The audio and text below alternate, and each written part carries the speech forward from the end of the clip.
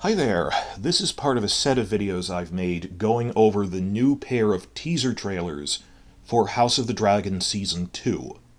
In this one, I'm going to be analyzing the implications that the Isle of Faces appears in a shot of this teaser, that we are going to be getting the Isle of Faces for the first time on screen. It's this very sacred place in the religion of the old gods, and it's strongly implied that it's going to be very important for the endgame of the novels. Of course, the Game of Thrones TV series cut all mention of it on screen, but then again, they also dropped the importance of the Prince That Was Promised prophecy. That you really think that was the real ending for the White Walker storyline that they dropped like a stone? So if you think, no, the books are different, the White Walkers, the Prince That Was Promised, this is actually all really important, we think this might even be where the final showdown will happen. If not, it's still characters will go there. It's this deeply magical place that the books are really setting up, the Isle of Faces. And now we got it here, and Fire and Blood does mention a character visiting it at one point, so we were hoping against hope they'll actually put this in this time, and here it is. Well, what did we actually see in the teaser? It was just this one shot of Rhaenyra on her dragon Syrax, flying over God's Eye Lake to Harrenhal, and off to the side you see a shoulder of the Isle of Faces. It's covered in weirwoods with their red leaves. And, oh, by the way, this is the last video, officially last video, in my series analyzing the teaser trailers. There's other stuff I have to cover after this, so I'm making this almost as a bonus video, audio only. This is just dashing it off audio only. And don't be on eggshells of, oh, I'm going to pick apart a lot of other things before moving on. I need to move on to the Season 2 outline. But this is the last one specifically about these teasers. But I've made other videos talking about, we already heard leaks that Rhaenyra would be visiting Harrenhal, and that Daemon would be flying back and forth between Harrenhal and Dragonstone for different things. And I am fine with that. I had this map where I drew a radius around Dragonstone, and yeah, this is all within about what they treat as one full day's flight. Because dragons zipping back and forth from Blackwater Bay to the Wall is silly. That's what Season 7 did. And I have other more detailed videos about the travel times. Check out the recent one I did analyzing the teaser trailer for Jace. Jace's travel time, that we found out that he's going to be going to the Eyrie, then back to Dragonstone, then to Winterfell. Fair enough, because they treat the Eyrie as about one full day's flight. Because you look at a map, the Eyrie is about as far north of Dragonstone as Storm's End is south. They treat Storm's End as a one-day flight. So, okay, the Ravens got there in one day. And if you look west, you think of them as a straight line. King's Landing is actually southwest of Dragonstone. Harrenhal is northwest, loosely the same distance. So, travel time-wise, yeah, it's fine that they have this air bridge of characters going back and forth between Harrenhal and Dragonstone flying. That's fine. And they're going to be doing that a few times a season. In terms of safety, also, it's not like they're flying straight over enemy territory like over King's Landing. Rhaenyra's forces control the northern Crownlands, so if you think she's going on a curved path over Cracklaw Point, then over Maidenpool, which they control, yeah, it's over friendly territory in about one day's flight. I don't really have a problem with characters going back and forth on Dragonback between Harrenhal and Dragonstone. Travel time-wise, that all makes sense. And we already heard the leaks that she would be going to Harrenhal at certain points. What this video is really about is just the choice of putting that one shot in there. And to be clear, I don't even think they'll mention what the Isle of Faces is in Season 2 very prominently. Or they might start setting it up in dialogue. We have no indication that anyone's going to really be visiting it or setting it up.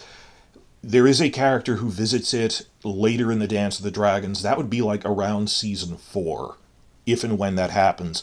But that we can tell that the meta implications of that the showrunners wanted to visually establish, hey, there's this weird-looking island in the lake next to Harrenhal, which has all of these red weirwood trees on it, the red leaves, the white trunk. They wanted to visually set that up, and we hope it's more than an Easter egg. Well, if you're unfamiliar with the books, why is this so important? Well, when I say God's Eye Lake, it's not just a lake. This is a giant lake on the scale of Lake Erie or Lake Superior. This is a major geographic feature on continent scale maps. And it's pretty much the heart of the continent. It's the heart of Westeros, and Harrenhal is on its northern shore. So that's why Harrenhal is loosely the center of Westeros, more or less. And we don't know why they call it God's Eye Lake, except that it might imply that, well, because the island in the middle of it is the Eye of the Gods or something, that within the very middle of God's Eye Lake, there is allegedly this magical island called the Isle of Faces. And while most castles, even in southern Westeros, were built around a weirwood heart tree, and they weren't all cut down, but they were turned into secular gardens, literally every tree on the island is a weirwood with a face carved into it. That, according to legend, thousands of years ago, even before the Long Night, about 12,000 years ago, when the first men migrated to Westeros and warred with the Children of the Forest for centuries, eventually there was a peace pact when they realized, if these wars keep going, they'll be bloody, they'll be forever. Let's have a conditional peace where the humans keep the open plains, but the deep forests will remain to the Children of the Forest. That the children couldn't win, but the first men said, we lose so many people, it's not worth pushing it. Let's just go for the easier win, get the open lands, they keep the forests. And the pact held for almost 2,000 years. The pact was about 10,000 years ago, then 8,000 years ago was the Long Night.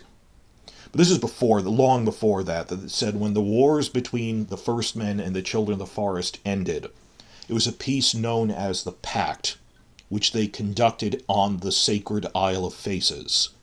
And so the gods could witness it, and to firmly establish this continent-wide peace. The entire island is full of weirwoods. Every single weirwood down to the last one had a face carved into it. Whereas normally, a sacred grove has one heart tree with a face on it. Every single one has a face on it. And to witness the pact and protect the island, when the pact was made, according to the legend that was handed down, officially at least, it just says, the Order of the Green Men was founded to guard the island. After that, it drops out of history altogether. And the books never mention it again, other than that one paragraph. And you can tell the Isle of Faces will be important, very important for the endgame of the story, because Martin has been so evasive in giving specific details about it, that he really prominently mentions it in the first chapter or two of Game of Thrones, along with when he first mentions the Children of the Forest, but only obliquely, evasively, and then later you get someone explaining what the children were. But the fact that he set it up very early without explaining what it is, even less than the Children of the Forest, you get the impression that this is something he's edging around giving a reveal about. That we don't even know what the Order of the Green Men are, that there's debate about whether they're this branch of the Children of the Forest who might not even like them, or many people think that they're humans who wear hats with antlers on them. That the description is they're called the Green Men and they wear antler hats. Maybe they actually have antlers, we don't know. That almost nothing, you can find barely 2 or 3 sentences about the Isle of Faces and the Order of the Green Men. Really just what's in the Histories and Lore videos, the motion comics they put out, which is just copy-pasting the one paragraph in the books. When the pact between the children and the First Men was signed, on the Isle of Faces, they turned every tree into a weirwood heart tree by carving faces in it, and the Order of the Green Men was founded to defend it. And, what? Do people have relations with them? Do people visit them, or what? And no one visits the Isle of Faces, that's the thing. The one time that a more detailed explanation was given in the books was in the 3rd novel, when Rhaenyra Reed is telling Bran Stark the story of how her father, Howland Reed, visited the Great Tourney at Harrenhal. But in the lead up to that, she explains that, he took a boat down from the swamps of the Neck, down the Green Fork of the Trident, then made a little portage over at the crossings right over to where Harrenhal is, and the real reason for his journey is he wanted to visit the Isle of Faces, and then as he was coming back, he noticed, there's this giant tournament at Harrenhal, it's once-in-a-generation tourney, I should visit it. But she skips over that really fast, because her story is really about the tourney in Harrenhal where Rhaegar declared for Lyanna, and everyone was there. And that's the real focus of her story. There's separate stuff about that. And you can tell they're glossing over, this is important, that, like, in 4 lines, she goes, well, he was going to visit the Isle of Faces, and Bran interjects, no one visits the Green Men. No one goes to the Isle of Faces. And she says, well, yeah, he did, but I'll tell you about it later because you asked about the tourney at Harrenhal. And how did he get there? Well, they say the Crannog men are closer to the old gods, they're very pious to the old gods, and on top of that he prayed very earnestly before he went, please allow my passage. So there's all these things, and then of course Howland Reed doesn't appear in the present day in the Game of Thrones TV show, and Mira just disappears by season 8, but that Howland is the only one who knows Jon's parentage, who was physically there when Lyanna died, that he's actually seen the Green Men, so all this other stuff they cut, but they mentioned my father visited the Green Men, because he's very pious with the old gods, and that is true. It's not something she made up, but that he doesn't like talking about it. It doesn't appear to have any contact with the outside world at all from this, and you can just glean obliquely from this that, well, no one actually goes there, is what Bran says. But it's never like the narrative has someone formally state it's a forbidden island no one goes to. It's just through implication, through a child saying, well, no one visits there. And again, it's the whole thing that the narrative is evasive. If it drew attention to it's this forbidden island no one goes to, that would make it more notorious. It's weird how it's this, the word I'm looking for is blind spot. It's this narrative blind spot where they on purpose, the characters don't even talk about it, because it's going to be important later. And we were hoping that, 10 years ago is when the World of Ice and Fire sourcebook came out. We were hoping to get more, but it pretty much just repeated the same information. And we only got 1 or 2 new quotes, like a line or two's difference, which confirms that no one visits the island. This is the one direct quote I'm going to use in here. Quote, World of Ice and Fire. Whether the Green Men still survive on their isle is not clear, although there is the occasional account of some foolhardy young river lord taking a boat to the isle and catching sight of them, before winds rise up or a flock of ravens drives them away. Oh, and that was in one of the sidebars written by Martin himself, that he wrote the sidebars directly, so that's a direct note from Martin. So yes, it appears that this is clearly a real island, that the Green Men are still there, they didn't just mysteriously die out, but clearly they're using magic to ward off anyone foolish enough to try to visit. These random windstorms, they send windstorms and flocks of ravens to drive away boats that try to visit it, is what's defending the island. And maybe as many as, literally 1 or 2 people have ever visited it in all of history. Howland Reed was one. The second one, like I said, is a character later in Fire and Blood only came out in 2018, so that's more recently. It just mentions in passing there's this one character in the Dance of the Dragons who visited the Isle of Faces on the eve of battle looking for advice about how to rally armies and what to do. I'll leave it at that. If it happens in the show, it'll be around season 4. We don't have to worry about it right now. The entire point of this video, and I guess I'm making it more for the book channels that are listening to this, as a hardcore researcher, I went back and checked. I used every e-search tool looking for keywords, looked up references. I was confused when I first saw the teaser. Can you see the Isle of Faces from Harrenhal? Can you see it from the shoreline?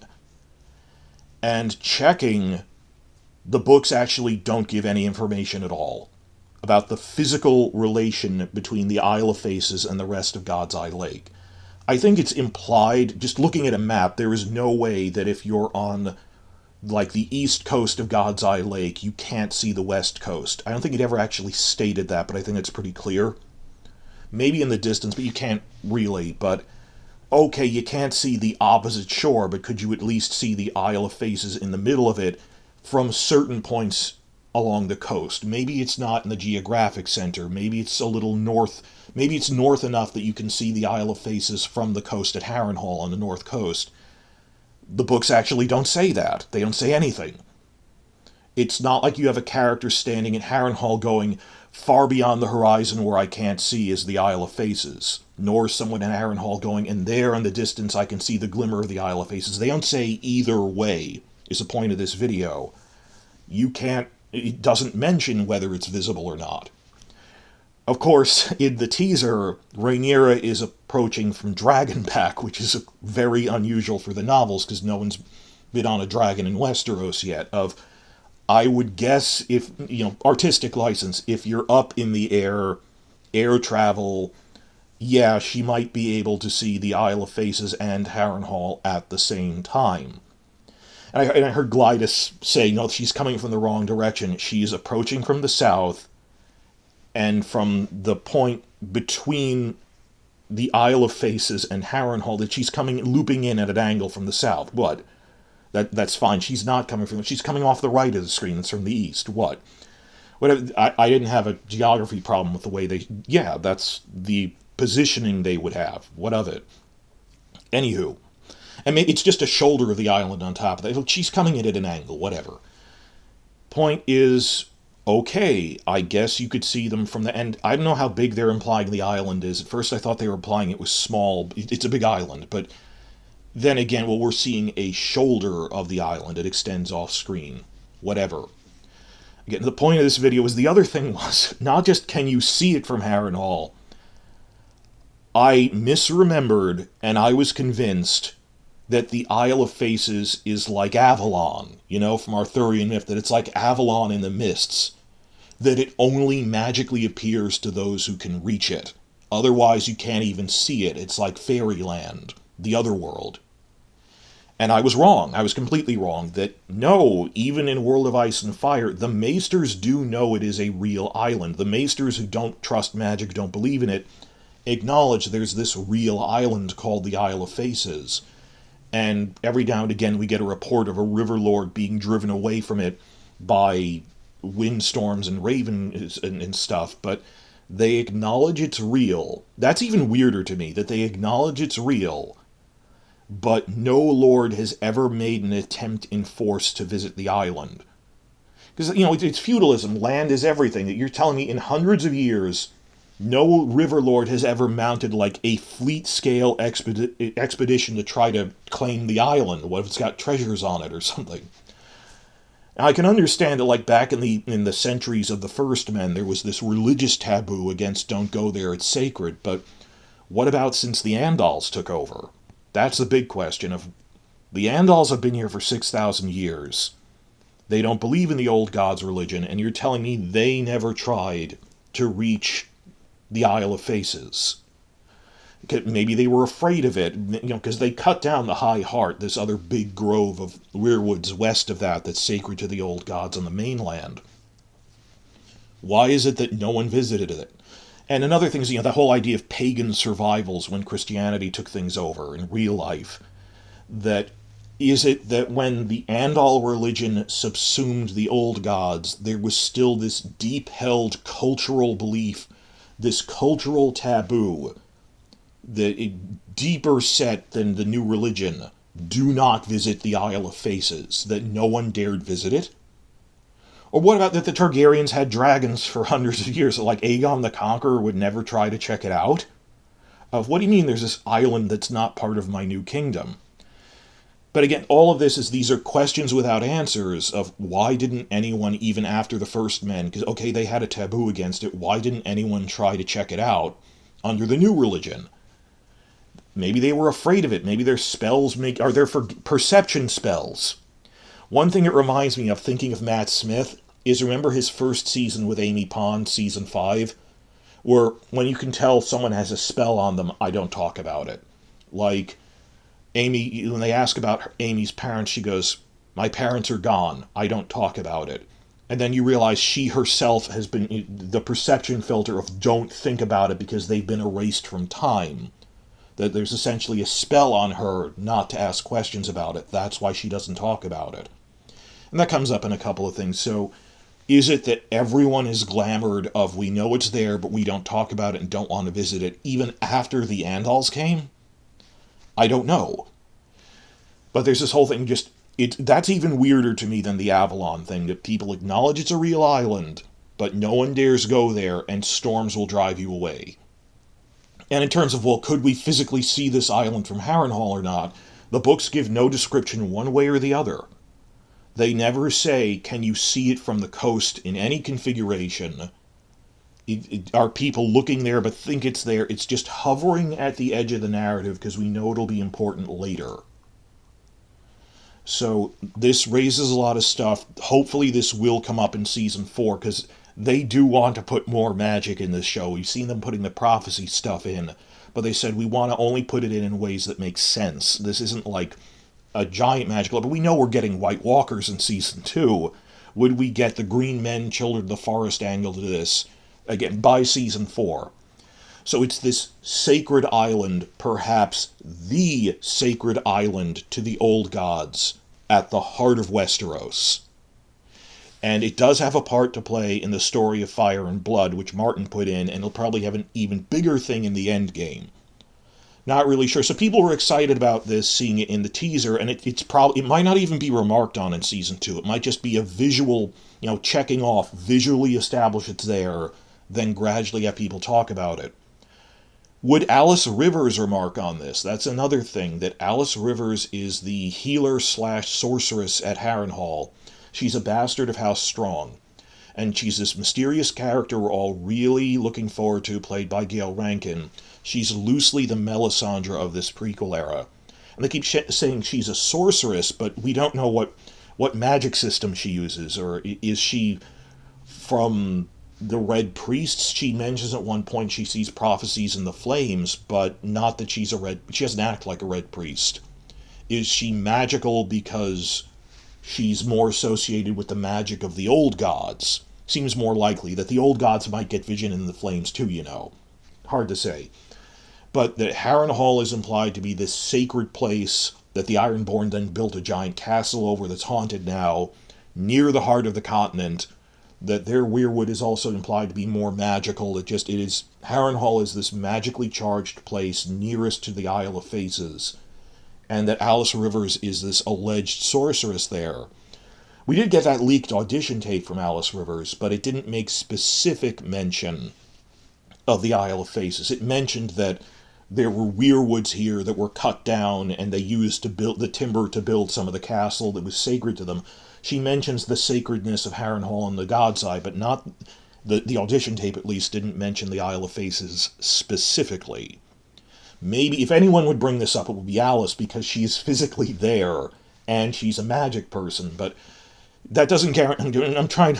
I'm hopeful, but I'm not trying to lie to you either. I'm just saying I hope Alice Rivers has like a stray line of dialogue where she at least name drops the Isle of Faces, even if they don't fully explain what it is until another season, and then season 4 have someone actually go there. I hope that they introduce it gradually, so it feels more organic. But hooray, we're seeing the Isle of Faces. I doubt they just put it on screen, then drop it, because it's pretty important. There's a character who visits there around season 4. Here's hoping they don't get scared and drop that like the other show dropped so many of the magical elements. And even for the other book readers, it's hard for the show to contradict anything like visually, is this the visual orientation of this to Harrenhal? Could you see it from the coast? The books don't say. And I think you could see it from Dragonback. I'm on Dragonback. I can see King's Landing and Dragonstone from the same time or something. When you're up in the air, you can do what you want. But this raises a lot of questions, and I am optimistic about this. So this marks the end of my breakdown for the teasers. And now that this is a coda for the whole series now, and wow, I managed to do all of this in one take, so I have to edit it, but other fans have pointed out that Warner Discovery has a big press conference. The summer press conference in May this year is May 15th. And judging by what they did last year, that's when they put out the full trailer for Season 1. That these were officially teaser trailers. This wasn't the full trailers like a 2-minute thing. It was a pair of teasers back to back. still count as teasers. We will be getting the full trailer probably at that summer press conference, which this year is May 15th. And I'm hopeful for that because while these teasers were nice, they didn't show that many new characters. I mean, there's a fraction of a second where you see the back of Cregan's head, Cregan Stark, and the wall, and I've been looking at reaction videos by not book readers, did pick up on we're going to the wall, but that's like one shot for a fraction of a second. We haven't had trailers introducing the new characters yet, which is fine. You want to remind people, hey, here's your favorite characters back. I'm hoping the full trailer has better shots of all the new stuff, and that's probably coming 1 month from now. And in that time, next thing I'm moving on to is some news catch-up, and then, yes, the Season 2 outline. And as I said, nothing in the 3 teasers we've had so far, the first teaser in December or the new pair we got just now, March 21st, nothing in these teasers has altered the outline that we had going back to September. That I said, I think the end of Season 2 will be the Battle of Red Fork. Made a whole separate video just to emphasize that the action element of the finale will be that. But the main characters, I don't know what they're doing. But Rhaenyra, Daemon, Alicent, I think they're going to have a big face, for the sake of drama, they're going to have a big face-to-face meeting at Dragonstone or something for a proposed peace plan that ultimately doesn't work. Just to give the season a stopping point.